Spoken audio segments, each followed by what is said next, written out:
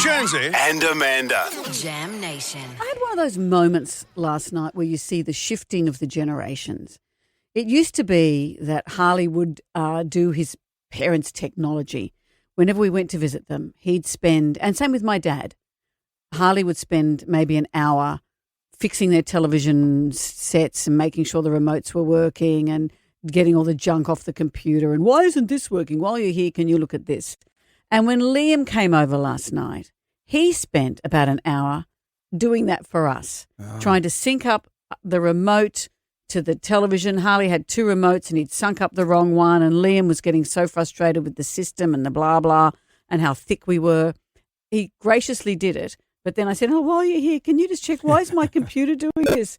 And I had such a sense of, oh, my goodness, we're the old coots now. Mm-hmm. Yeah. We used to be the tech-savvy ones. Well, I never was. Harley was. But we're now the old coots where Liam has to come over and we'll probably go home and whinge about us in the same way we did about our parents. It's happened. You've never been tech-savvy. No, never.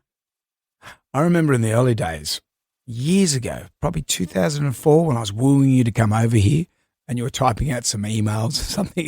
You were just chatting away and I hear this gunk, and then your wine tips over into the keyboard of the computer on the phone, and I just hear Harley, oh no. Oh, And no. you just, shut up. I did not. I don't talk to him like that. It was like you tipped a bucket of wine into your computer.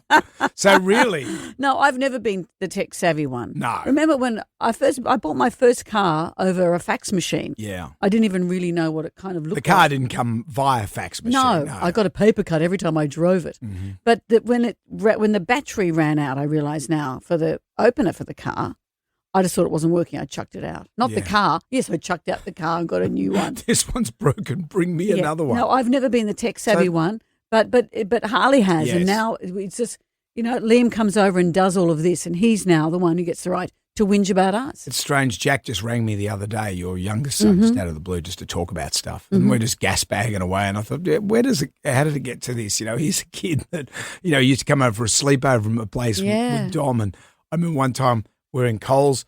I said, okay, boys, I'll go and get the shopping, and we're walking through Coles. And then Jack was at the lady that was handing out the free samples of food. And he's going, oh, yes, I like this particular chicken nugget. And they're just both standing there eating all the chicken nuggets. And the lady goes, boys, I think you've had enough. It's funny, he came over the other day and he said, don't look inside my car. And, of course, that's the first thing I went to do. Mm-hmm. And he says, just some clothes. I saw half my kitchen, all my cups in there. He doesn't live at home anymore, but I thought, how are my kitchen cups in his car? And there was just stuff everywhere. And I thought, someone could live with the contents of his car and never need a home for a year.